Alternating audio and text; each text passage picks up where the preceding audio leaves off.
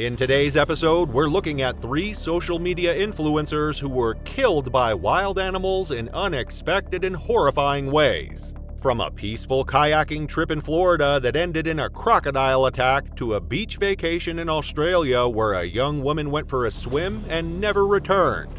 But first, we begin in southern Russia, where a 26-year-old woman was attacked in her own home by the chimpanzee she had raised like family.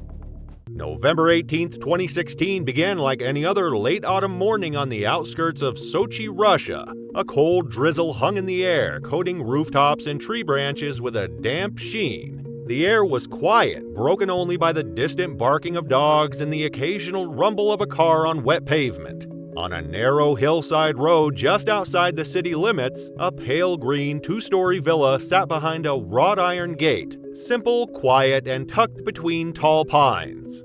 Inside that house, 26-year-old social media influencer Irina Volkova was starting her day. Within the hour, the peaceful morning would take a violent turn, triggered by the very animal she had raised for nearly 2 years.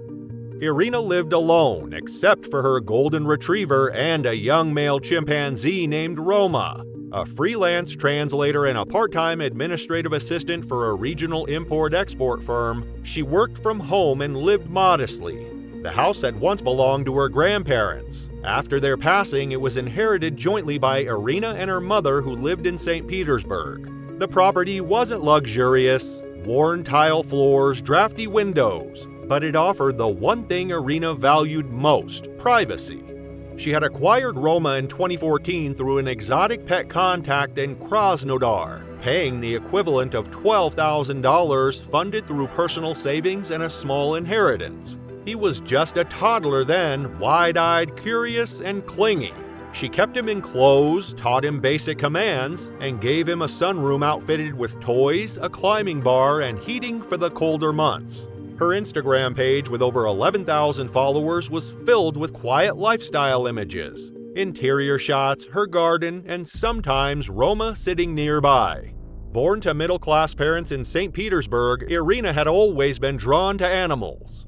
As a child, she volunteered at local shelters and dreamed of becoming a veterinarian before her language skills pulled her toward translation work, in addition to her social media influencer presence. Her fascination with primates began during a university trip to the Moscow Zoo, where she spent hours observing the chimpanzees. Friends described her as introverted but deeply compassionate, often going out of her way to help injured wildlife. Her decision to acquire Roma came after months of research, or what she believed was adequate research into chimpanzee care. But Roma was growing and changing. By 2016, he had reached over 90 pounds and was entering adolescence, a stage that often marks a turning point in chimpanzees. What had once seemed playful began to take on a different tone. He shrieked when confined, hurled objects across the room, and responded with flashes of aggression when denied food or attention. Irina had no formal training in animal behavior. She learned through online forums and scattered advice from other exotic pet owners. But the instincts she was now dealing with were far more complex and far more dangerous than she realized. Chimpanzees are among our closest relatives, sharing approximately 98.6% of our DNA. In the wild, they live in complex social groups of 15 to 150 individuals, developing sophisticated hierarchies and communication systems. Adult males typically weigh between 88 and 132 pounds and possess strength estimated at 1.5 times that of an adult human. Their aggression isn't random but often tied to establishing dominance, a natural behavior that becomes dangerous in domestic settings.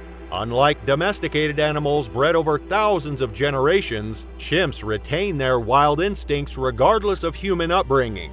In Russia, exotic pet ownership remained largely unregulated, with fewer than 50 documented cases of privately owned chimpanzees nationwide. That morning, Roma had been unusually agitated. He paced restlessly inside his sunroom enclosure, slapping the window and vocalizing loudly as Irina prepared his food. She let him out earlier than usual, likely in an attempt to calm him, and placed a bowl of eggs, bananas, and chopped nuts on the kitchen floor near his favorite spot. He ate quickly but continued to pace afterwards, swatting at furniture and throwing one of his toys across the room. Irina didn't post anything online that morning. She sent a brief text to a friend around 9:20 a.m. simply saying she was trying to calm Roma down. It would be the last message she ever sent. By 9:40 a.m., her golden retriever had been let outside and the house was quiet. Irina moved to the stairwell landing with a basket of laundry in her arms, heading toward the bedrooms. Roma followed her into the hallway, his vocalizations now sharp and erratic. As she turned, perhaps to speak to him or guide him back to his enclosure, he attacked. The initial strike was brutal. Roma grabbed her by the shoulders and slammed her into the floor. Her head struck the corner of the wall, leaving a deep blood smear along the baseboard. Before she could rise, he bit into the back of her neck, tearing through muscle and cartilage. Irina screamed and tried to crawl away, leaving behind streaks of blood and handprints on the tiles as she dragged herself toward the kitchen.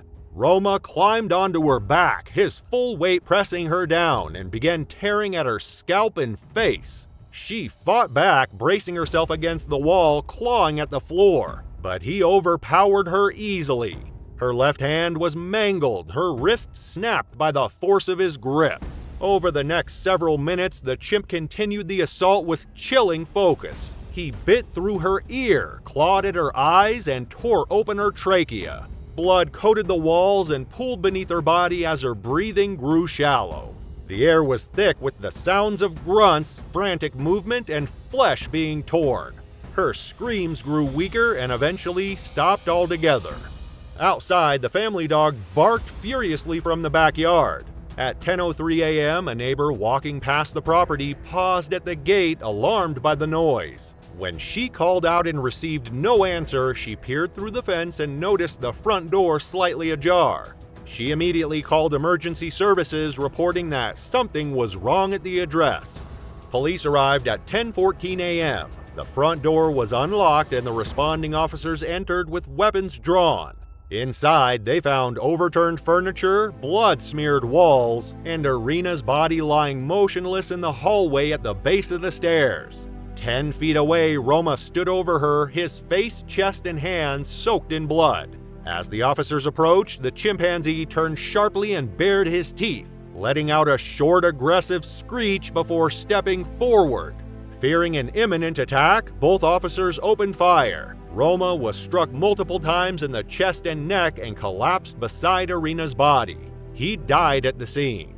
Paramedics confirmed Irina's death shortly afterward. She had sustained catastrophic injuries, over 30 bite wounds, a crushed windpipe, shattered facial bones, and extensive trauma to her limbs and torso. The blood loss alone would have been fatal, but the trauma to her throat and skull left no doubt that death came violently and quickly. Her service pistol, stored in a locked drawer upstairs, had never been reached. There was no legal recourse. Russia had no clear law prohibiting private primate ownership at the time, and no charges were filed. Irina's death received little attention outside of regional media. Her Instagram account was quietly shut down, and friends expressed shock, though some later admitted Roma had shown warning signs. One neighbor recalled hearing loud screaming from the house weeks earlier, but assumed it was a domestic argument. No public memorial was held. Her family requested privacy and declined all interviews. Today, nothing marks the house where she died. The gate remains locked, the window shuttered. Roma hadn't lashed out because he was mistreated. He was well-fed, physically healthy, and cared for in the way Irina believed was enough. But instinct is not something that can be loved away, and when it finally surfaced, there was nothing she could do to stop it. She never stood a chance. But not all danger comes from exotic pets kept behind closed doors. Sometimes it's the wild itself that turns deadly. Calm, inviting, and just deceptive enough to let your guard down. In our next story, a young woman on a solo kayaking trip in Florida steps into shallow water and is taken by a crocodile. July 4th, 2018 was already sweltering by mid-morning in the Florida Everglades. The sun bore down through scattered clouds, baking the surface of the winding river system that twisted through mangroves and cypress groves like dark veins. Dragonflies hovered in the humidity and the drone of cicadas filled the air. On a secluded stretch of water near Chokoloskee Island, the only sounds were the gentle splash of paddles and the occasional call of a distant heron. Two brightly colored kayaks drifted slowly along the shoreline, piloted by tourists who rented them from a local outfitter that morning. The front kayak was 23-year-old Avery Thomas, a visitor from Oregon and part-time social media content creator, accompanied by her boyfriend James Palmatier, who paddled beside her. She wasn't widely known, just a low-key fitness and travel influencer with a few thousand followers, known mostly for beach shots, lighthearted captions, and a quiet, natural aesthetic. She wasn't flashy, she didn't chase danger, but that day, one decision would cost her everything. Avery had flown into Miami 3 days earlier with James to visit friends and spend the long weekend exploring southern Florida. On July 4th, she booked a solo excursion out to the 10,000 Islands area. Miles of interwoven water trails, brackish bays, and marsh channels that formed one of the richest wetland ecosystems in North America. The rental company gave them a safety briefing and a laminated route map with clear instructions: do not enter the side bay near marker 17, and absolutely do not enter the water under any circumstances. The area was known for dense alligator and crocodile populations, and even locals avoided wading or swimming there. The Everglades ecosystem spans over 1.5 million acres of subtropical wetlands, a complex tapestry of sawgrass marshes, mangrove forests, and cypress swamps that supports over 350 species of birds, 300 species of fish, and 40 species of mammals. The 10,000 Islands region where Avery and James paddled represents one of the most biologically diverse areas, with brackish waters creating a unique transition zone between freshwater and marine environments. This ecological richness makes it a prime hunting ground for apex predators like alligators and crocodiles. July marks the height of breeding season, when territorial behaviors intensify and normally reclusive animals become more aggressive in defending their space. Avery wasn't planning anything risky. She and her boyfriend had rented kayaks for a quiet morning on the water, hoping to enjoy the scenery and the rising heat, unaware that before long she'd step out to cool off in the worst possible place. Her outfit was practical: athletic shorts, a sports bra, and water shoes, and her phone was secured in a waterproof pouch around her neck. The guide who helped launch their kayaks described the couple as laid back and easygoing. They pushed off just after 9 a.m., following the marked route along the mangrove-lined shore. By 10:12 a.m., they had reached a quiet inlet near the edge of the mangroves. The water was calm and glassy, shaded by overhanging branches, and the air was already thick with humidity. Avery commented to her boyfriend about how unreal the water looked, still and clear, almost too perfect to be real. They paused for a few minutes, letting their kayaks drift while they took in the view and snapped a few casual photos on their phones. At some point, Avery paddled slightly ahead and pulled her kayak toward a narrow section of shoreline. The map she'd been given showed restricted areas clearly, but there were no buoys or warning markers in the water itself. The spot she chose didn't look any different from the rest of the cove, just a peaceful stretch of shallows surrounded by mangroves. She stepped out of her kayak and waded into the water, likely to cool off and take a picture. Her boyfriend remained in his kayak nearby, still floating a short distance off the bank. Neither of them realized she had just crossed into a high-risk area. She never got the chance to take the photo. Standing in the shallows, she would have no view of what was beneath her feet. The stillness of the water, broken only by the gentle rocking of her empty kayak, gave no indication of what was about to happen. From beneath the overhanging brush, a large crocodile had been lying submerged, nearly motionless. Experts later estimated its size at over 13 feet in length and roughly 800 pounds in weight, an adult male in peak condition.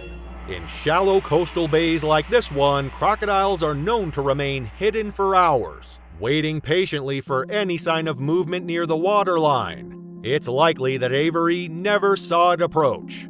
American crocodiles, unlike their more aggressive alligator cousins, tend to avoid humans when possible. But in southern Florida's warm summer months, food competition and mating season can drive even normally elusive crocs closer to human activity. Crocodiles in the region can reach over 15 feet long and weigh up to 1,000 pounds. They're powerful swimmers with incredible burst speed in the water, capable of launching their entire body several feet in a single lunge. Their bite force is one of the strongest in the animal kingdom, measured at over 3,000 pounds per square inch. And once they grab hold, their attack often involves a violent spin known as the death roll, designed to disorient prey and tear flesh with maximum force. Conditions that morning, warm water, quiet shoreline, and an isolated human presence, were exactly the kind that draw predators close. And by the time Avery stepped into the shallows, the crocodile was already waiting. It had been lying still beneath the brush, submerged in less than 2 feet of water, its body perfectly camouflaged in the shadows.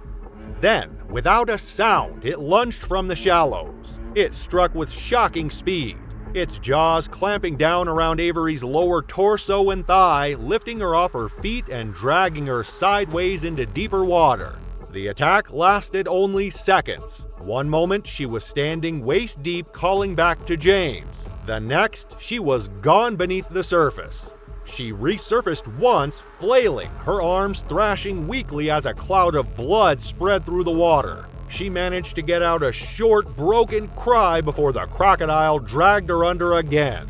This time it rolled. The violent spin twisted her body, tearing through ligaments and muscle, fracturing ribs, and nearly severing her leg at the hip. James shouted her name and began paddling toward her, but the water had already gone still. He reached the shoreline within moments, scanning the surface, yelling into the trees, hoping she would reappear. But there was nothing, just ripples and the slow-moving reddish trail spreading away from the mangroves. He saw one of her water shoes float to the surface and realized she wasn't coming back. James used his cell phone to call for help, his voice breaking as he gave their coordinates to the operator. Within 30 minutes, rangers from the National Park Service launched a search. 2 airboats and a dive team were dispatched to the cove. James remained near the shore as long as he was allowed, shaken and silent, unable to explain what had just happened. Avery's kayak was recovered near the inlet, still containing her phone, towel, and dry bag. It took just over 2 hours to locate her remains. Divers found her body partially wedged beneath a sunken mat of mangrove roots, about 40 yards from where she'd entered the water. She had sustained severe injuries consistent with a crocodile attack. Deep bite wounds across the torso and leg, a dislocated shoulder, a crushed rib cage, and significant tearing to the abdomen from rotational force.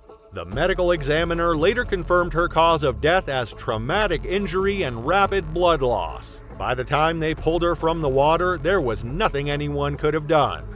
Wildlife officials tracked and euthanized a large male crocodile later that week after it was spotted in the same cove. A necropsy confirmed the presence of human tissue and fragments of clothing that matched Avery's. The animal showed no signs of disease or distress. It was healthy, territorial, and behaving exactly as nature had designed it to. There were no lawsuits filed. The outfitter had provided clear verbal and written warnings, including a strict no-swimming policy and detailed map restrictions. Avery had signed the waiver and had not been pressured or misled. Her family, devastated, released a brief statement through a local attorney but declined all interviews. James, who had witnessed the entire attack, spoke briefly with authorities but did not speak publicly afterward. Friends said he returned home quietly and hadn't posted on social media since. The family asked that Avery be remembered not for the accident but for the quiet, creative life she led. Today, the launch site remains open to the public, but local authorities added additional signage near the trailhead and rental station warning visitors not to enter the water. Though there's no memorial, a small notice was placed near the dock where Avery launched, briefly referencing a fatal wildlife incident in 2018. Park rangers began monitoring the area more frequently during peak tourism months, and updated safety maps now include clear no swimming zones with reinforced guidelines about crocodile activity in the region. And it's not just swamps and mangroves where predators strike. Even the open ocean, clear, still, and seemingly safe, can hide a killer beneath the surface. In our final story, a fitness influencer takes a quiet swim off the coast of Australia and is fatally attacked by a great white shark. September 2nd, 2021 began like many late summer mornings on the coast of Western Australia. A soft breeze drifted in from the ocean, barely enough to rustle the tops of the scrubby trees lining the dunes. The sun had risen quickly, burning away the last of the morning haze, and by 8 a.m. the sand was already warm beneath bare feet. On a remote stretch of beach just south of Dunsborough, the shoreline curved quietly between jagged limestone cliffs and glassy blue water. There were no lifeguards, no other swimmers, just waves, wind, and the early shimmer of heat on the sand. Madeline Reed, 24, had arrived in Australia 3 days earlier with a small group of friends, finally taking a long-awaited vacation they'd been planning for over a year. The original trip was scheduled for early 2020, but the pandemic forced repeated delays. With travel restrictions finally lifted, they headed to the coast of Western Australia, a destination Madeline had talked about for months. For her, it was the perfect backdrop for adventure, content creation, and time away from routine. Back home in San Diego, Madeline worked part-time as a personal trainer and full-time influencer. Her Instagram following had grown into the tens of thousands, built on fitness videos, bold travel shots, and lifestyle posts that mixed real talk with high-energy workouts and scenic backdrops. She was outgoing, confident, and known among her followers for taking the occasional risk, whether it was climbing out onto a cliff edge for a photo or free diving during coastal hikes. It wasn't reckless behavior, but it was definitely part of her image. Strong, fearless, and always chasing something just out of reach. Madeline was staying with her friends at a small eco-lodge near the coast, a laid-back spot popular with backpackers and seasonal hikers. The group included 25-year-old Danielle Kim, a former college roommate and aspiring travel blogger, and 26-year-old Sarah Whitaker, a freelance photographer who had taken many of Madeline's fitness and lifestyle shots over the past 2 years. The three had been close since university and had been talking about this trip since before the pandemic. The lodge was quiet, affordable, and close to a stretch of beaches that were beautiful, isolated, and largely unpatrolled. The day before, they had explored a clifftop trail overlooking the ocean, and Madeline had posted a photo from the highest point calling the view surreal. The next morning, the three of them set out early to beat the heat and catch the soft morning light. They followed a narrow trail down to a small, quiet bay just outside Dunsborough. Dunsborough, with its population of just 6,000 residents, represents the quieter side of Australian beach culture. Unlike the crowded shores of Sydney or the Gold Coast, its beaches remain largely undeveloped, pristine, but minimally monitored. The town's economy relies on a delicate balance between tourism and preservation, with locals proud of their untouched coastline. The particular beach Madeline chose that morning was known to residents as Shark Alley, a nickname never printed in tourism brochures but whispered among locals who avoided swimming there during dawn and dusk hours. For visitors like Madeline, such crucial local knowledge remained inaccessible without direct conversations with residents. There were no warning signs posted at the access point she used. The beach had no flags, no patrol station, and no lifeguards. It was technically open to the public but considered unmonitored, and regional tourism materials advised visitors to swim at their own risk. The ocean floor dropped off quickly in the area, and local surfers and divers were well aware of the deeper channel that ran parallel to the reef about 60 feet from shore, one known to attract large marine predators, especially during late summer. Shark activity along the Western Australian coast is not uncommon. The region has one of the highest per capita shark attack rates in the world, and species such as the great white, tiger shark, and bull shark are known to cruise coastal drop-offs during early morning hours. Murky water, isolated swimmers, and transitions between shallow and deep water are considered high-risk conditions. But to an outsider on a calm, sunny morning, the beach would have looked inviting, sparkling and still with no immediate signs of danger. Western Australia's coastline hosts one of the world's largest populations of great white sharks, with individuals regularly reaching lengths of up to 15 to 20 feet. The region's unique geography, featuring deep offshore trenches that run parallel to beaches, creates perfect hunting corridors for these apex predators. September marks the beginning of spring in the southern hemisphere, when warming waters trigger increased movement patterns among sharks following seasonal food sources. Between 2000 and 2020, Western Australia recorded 17 fatal shark attacks, the highest concentration in the country. Local conservation efforts had successfully protected these endangered predators, but with protection came increased encounters as shark numbers gradually recovered from decades of hunting. What none of the women realized that morning was that one of those predators was already nearby, drifting just beyond the drop-off, waiting. At around 8:25 a.m., Madeline reached the edge of the water. She placed her towel and water bottle on a flat rock, removed her sandals, and waded in while Sarah stayed back on shore and Danielle stood ankle-deep nearby chatting with her. Madeline appeared to be preparing to take a photo of herself standing in the shallows, posing with the open sea behind her. Her Instagram feed often featured beachside shots like these, sun-kissed, bold, and effortlessly styled, with a mix of athletic confidence and coastal glamour.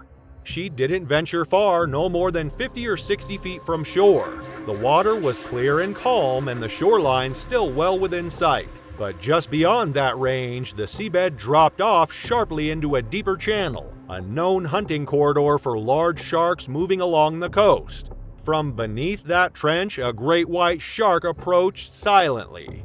At approximately 8:30 a.m., while she stood in water just above her waist, the shark struck. It moved in quickly and directly, accelerating as it closed the distance, and rose from below in a sudden burst of force. Its jaws clamped around her right thigh and hip, dragging her sideways into deeper water. The bite crushed bones, severed the femoral artery, and tore through muscle across her lower abdomen and leg. She was pulled under immediately.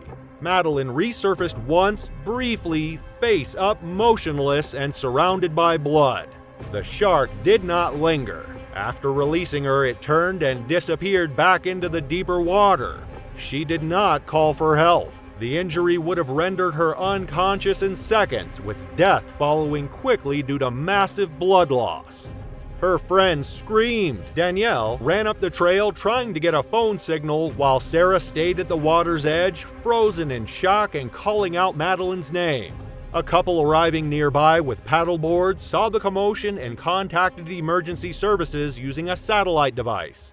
Marine rescue personnel arrived shortly after 9 a.m. and recovered Madeline from the water. She had sustained catastrophic injuries. The single bite had crushed her pelvis, severed major arteries, and caused extensive tissue trauma.